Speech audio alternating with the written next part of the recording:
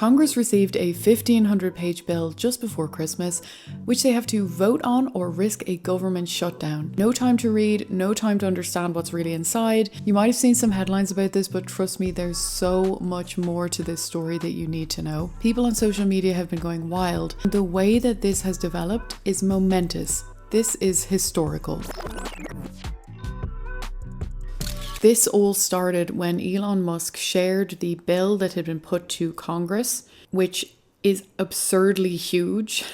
So this picture went viral, and here in the top comment, someone says, "That's small, only 1,500 pages. In 2019, Congress was given 19 hours to review the 3,488-page National Defense Authorization Act." So it became evident very quickly that this is an occurrence that happens every year. Thomas Massey shared a video of himself predicting this happening 3 months ago. I also predicted this would fall right before Christmas, and I believe this does fall on December 20th. Now, why have we picked December 20th? Because it's the same reason we always have December 20th. Everybody up here is human. There are no AIs or robots in Congress. And when you get to December 20th, you're 5 days from Christmas. You're 4 days from Christmas Eve. And you desperately want to be there with your family.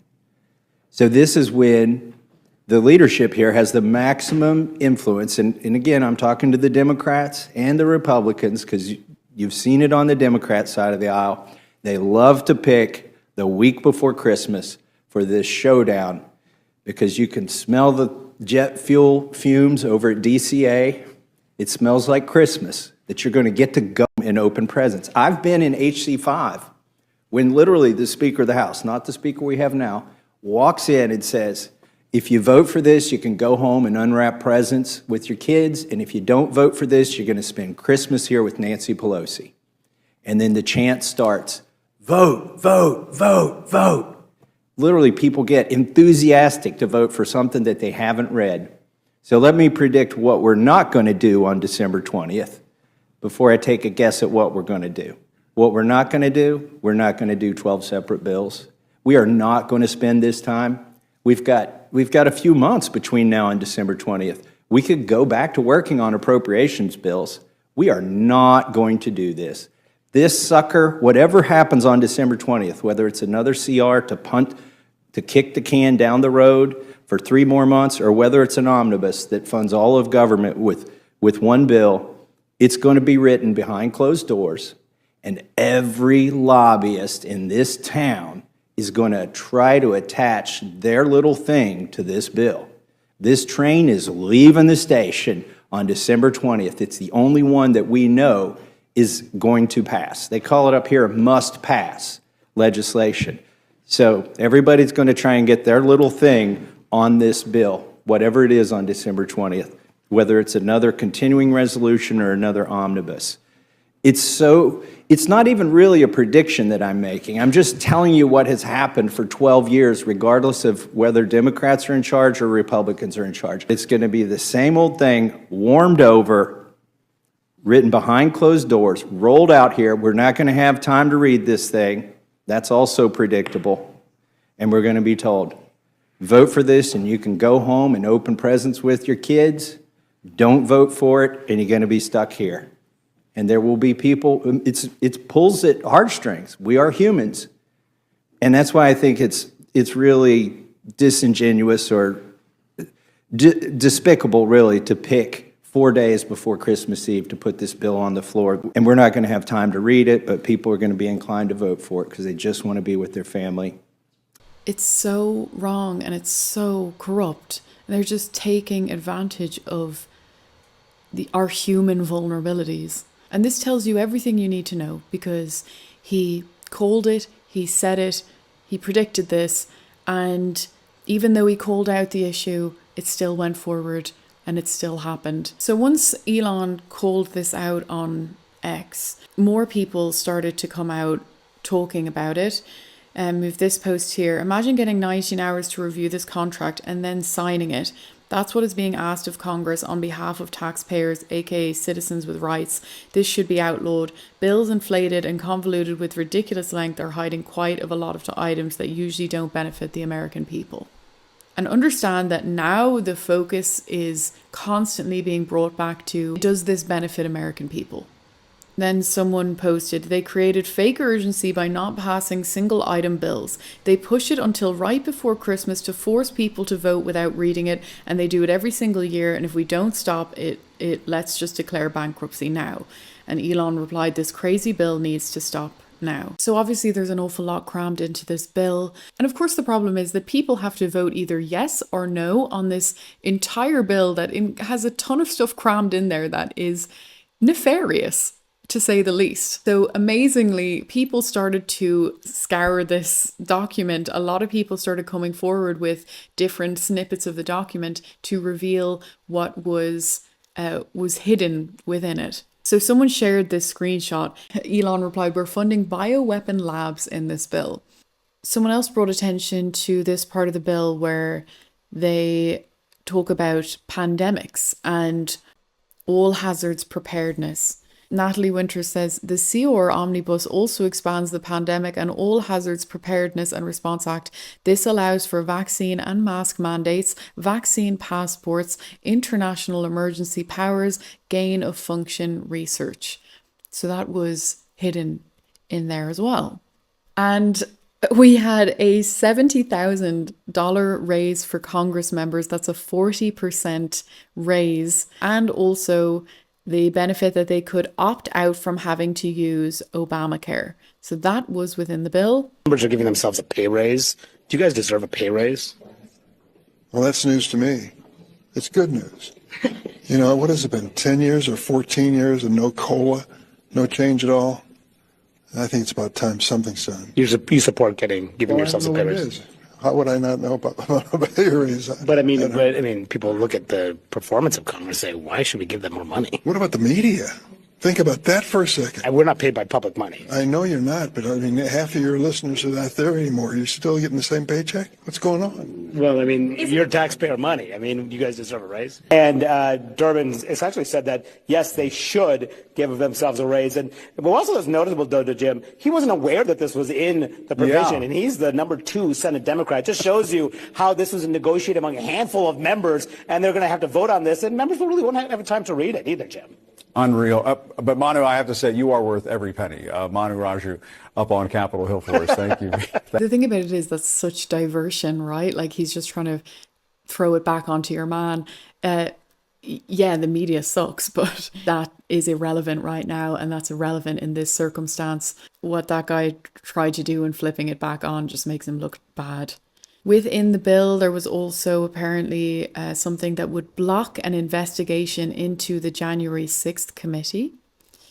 Someone wrote, as a January 6th prisoner, I find it appalling that they put me in solitary confinement and now they're trying to give themselves immunity for their own J6 crimes. There was also something included to try to thwart RFK Jr. This person says, this entire bill was meant to sabotage Trump and Mike Johnson went along with it. Mike Johnson not only needs to be removed from being speaker, but he needs to be primaried and soundly defeated in 2 years. The spending bill would have blocked RFK Jr. from updating HHS protocol on vaccine injuries. On page 757, the bill amends the previously passed Prevent Pandemic Act. And there was more. $60 billion to Ukraine, unconstitutional force of courts to protect Congress, past and future blanket immunity for deep state, unconstitutional emergency powers, mask vaccine mandates, gain of function research, vaccine passports, funding of 12 biolabs. What we get, hurricane aid. What we have to understand is there is a huge shift of power that has gone from government back to the people. I saw a lot of people talking about how we can now use AI to go through a bill like that and find all of these sneaky little things. You know, these huge bills could technically be assessed within seconds now, and they can't try to sneak it past people. But you also have social media and the fact that this stuff is being brought to light on platforms that are no longer censored and everyday people can actually be involved in this process. And it's not all just happening behind closed doors where no one even realizes that it's happened. So this is a really significant shift now. And no wonder they wanted to try to censor social media and, start to make hate speech a crime, etc. Because the power that people have is immeasurable now. It could destroy them. And I saw this comment, it made me laugh. Give lawmakers the same minimum wage they argue is enough to live on. And I found this video hilarious. Democrat Congressman Sean Casten makes bizarre statement that Trump is an unelected billionaire. To tank this, I mean, we have two unelected billionaires who are telling the American people going into Christmas that the government's going to be shut down, that our air traffic controllers won't be operating, that TSA won't be there to help you at the airports you're traveling to see your loved ones. Really? Elon Musk is an unelected billionaire. Who's the other one? Well, Donald Trump obviously not in office yet. I don't know where Ron. He was elected though. Yes, fair enough. Fair enough. To tank this, I mean, we have two. He's so bitter. He's so bitter and he's just clutching at straws. So anyway, Elon kept sharing information about this, and then he urged people to call their elected representatives, and people got very invested in this because they saw that it was really wrong what was about to happen. So a number of the Maga team, kind of Avengers team, came online and started to share their opinion on it. We have JD Vance on Truth. He released a statement from himself and Donald Trump.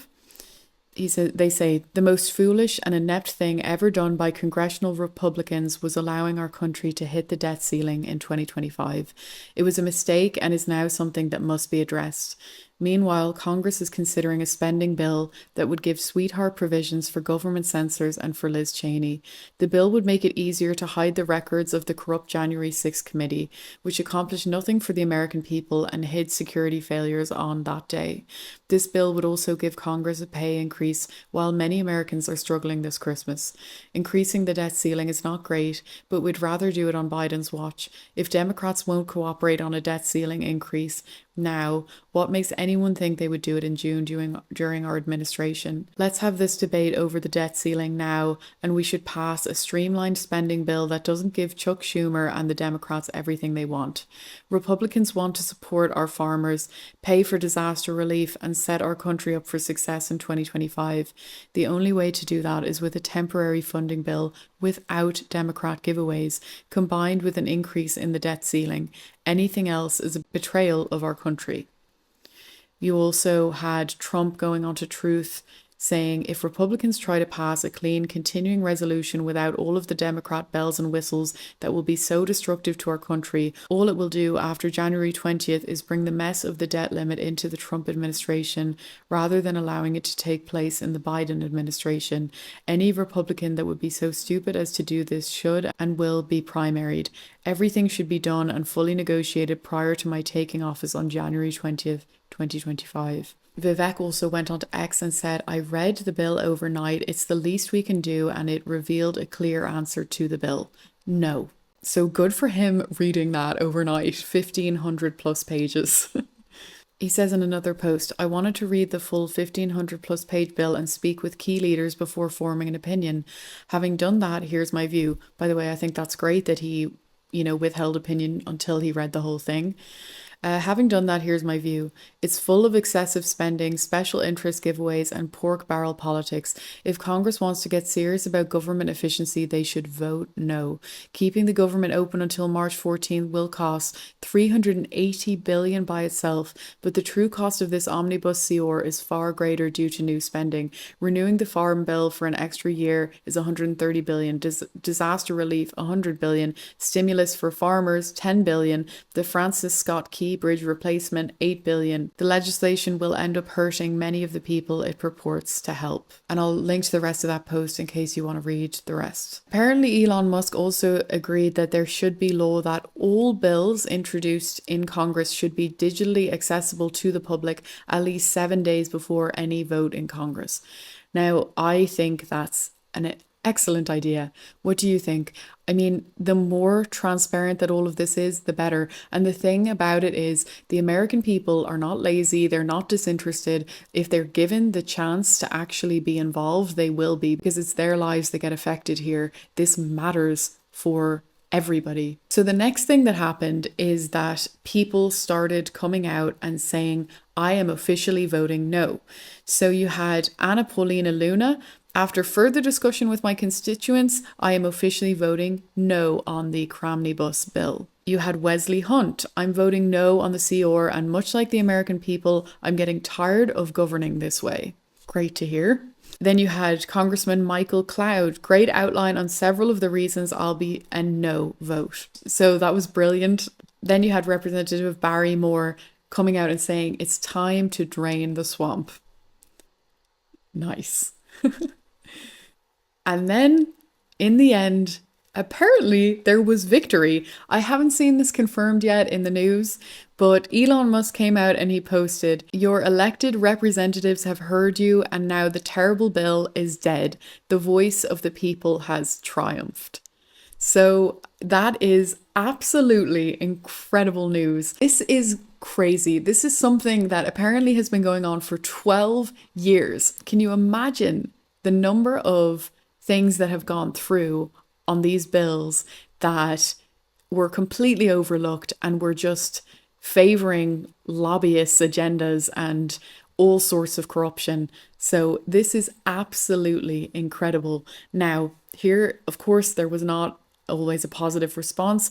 We have Gen Z Congressman Maxwell Frost fumes that Elon Musk caused the spending bill to fail and bought influence. Hey everybody, Congressman Maxwell Frost here, and wow, I am here to talk about the chaos that's going on right now here in Washington, D.C. For people who don't know, tomorrow, Friday evening, the government is set to shut down unless Congress passes a bill to fund the government for the next few months. And there was He's leaving out some key details there. And I mean, how absolutely corrupt. I mean, he's showing it in a sentence how completely corrupt it is. We have to pass this bill or else the government shuts down. What a terrible responsibility to put on Congress when there's so much other stuff contained in there. bill that came out this morning, bipartisan, had support from Democrats and Republicans, and we were supposed to pass it actually right now. We're supposed to be voting on it. A few hours before, Is he purposely lying and misleading?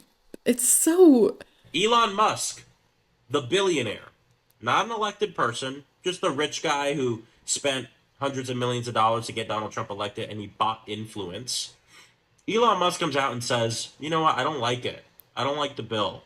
Get rid of it. I don't want it. And little by little, a bunch of Republicans, because they're scared of Firstly, he's making him sound like a child. this billionaire, came out and said, I agree with him. I hate it. And then Donald Trump comes out and says, I hate it. Let's do another bill. Let's do something else. Granted, we are about 24 hours out from the government shutting down.